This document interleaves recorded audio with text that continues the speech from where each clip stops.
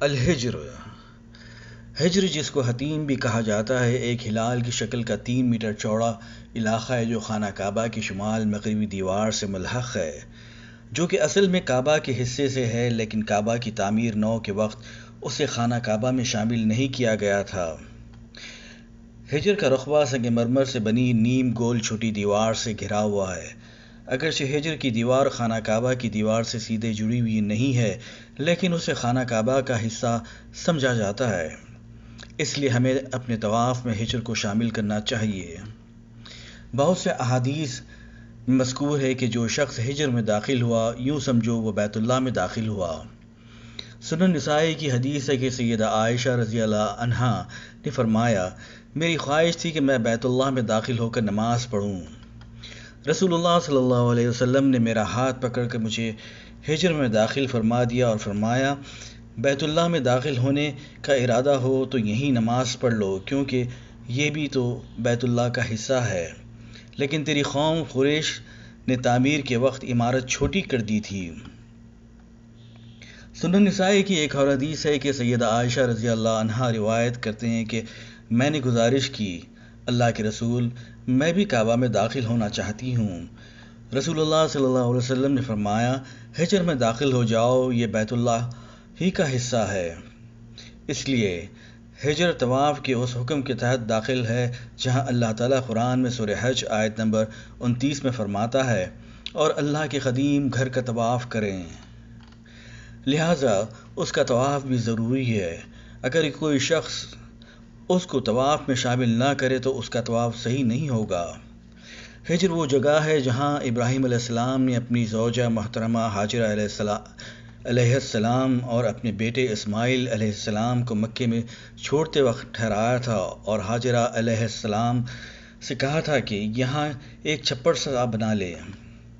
جب قریش نے کعبہ کی تعمیر کی تو تعمیر کے لیے مخصوص رقم کم پڑنے کی وجہ سے انہوں نے کعبہ کا کچھ حصہ حجر میں داخل کر دیا۔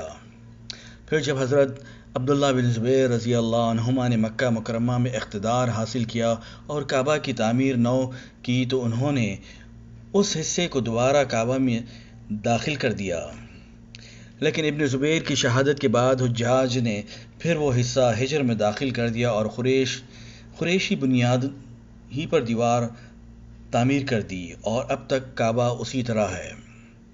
لہذا حجر کا کچھ حصہ تو بیت اللہ کا حصہ ہے اور کچھ حصہ بیت اللہ کا جز نہیں۔ سیدہ عائشہ رضی اللہ عنہا کی حدیث اس کی واضح دلیل ہے۔ مسند احمد میں حدیث کے الفاظ یہ ہیں، اگر تیری قوم کے لوگ کبھی نئے اسلام نہ لائے ہوتے تو میں کعبہ کو گرا کر اس کا دروازہ زمین کے برابر بنا دیتا اور دروازے بھی 2 بناتا، ایک مشرقی اور دوسرا مغربی جانب، اور حجر سے 6 ہاتھ جگہ کعبہ میں داخل کر دیتا، کیونکہ قریش نے تعمیر کعبہ کے وقت اتنی جگہ نکال دی تھی۔ صحیح بخاری کے حوالے سے ہے کہ ابن عمر رضی اللہ عنہما فرماتے ہیں، اگر حضرت عائشہ رضی اللہ عنہا نے یہ الفاظ نبی کریم صلی اللہ علیہ وسلم کی زبان مبارک سے سنے ہیں، اور ظاہر ہے کہ ان کے سننے میں کوئی شک نہیں، تو میرا خیال ہے کہ اسی وجہ سے رسول اللہ صلی اللہ علیہ وسلم نے حجر کی جانب والے کعبہ کے 2 کونوں کو دوران طواف ہاتھ نہیں لگایا کہ وہ صحیح بنیاد ابراہیم پر تعمیر نہیں ہوئے۔ ایک روایت کے مطابق ابن عباس رضی اللہ عنہما سے صحیح قول مروی ہے، انہوں نے فرمایا، نیک لوگوں کی نماز والی جگہ میں نماز پڑھو اور نیک لوگوں کا مشروب پیو۔ ان سے پوچھا گیا، نیک لوگوں کی نماز کی جگہ سے کیا مراد ہے؟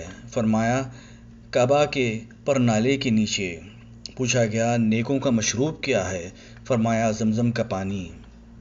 اخیراً غور کرنے کی بات ہے کہ بہت سے علماء نے بیان فرمایا ہے کہ اسماعیل علیہ السلام اپنی والدہ محترمہ کی قبر کے پاس حجر ہی میں مدفون ہیں، لیکن اس کے بارے میں منقول احادیث سب کی سب ضعیف ہیں، ان میں سے کوئی بھی صحیح نہیں۔ نیز قریش کی تعمیر کعبہ کے وقت بہت سے صحابہ رضی اللہ عنہم موجود تھے، ان میں سے کسی نے یہ بیان نہیں فرمایا کہ کعبہ کی بنیاد کھودتے وقت کسی قبر کے آثار نظر آئے تھے۔ اگر ایسا ہوتا تو ہمیں وہاں چلنے پھرنے کی اجازت نہ ہوتی، کیونکہ رسول اللہ صلی اللہ علیہ وسلم نے قبروں پر چلنے اور بیٹھنے سے منع فرمایا ہے۔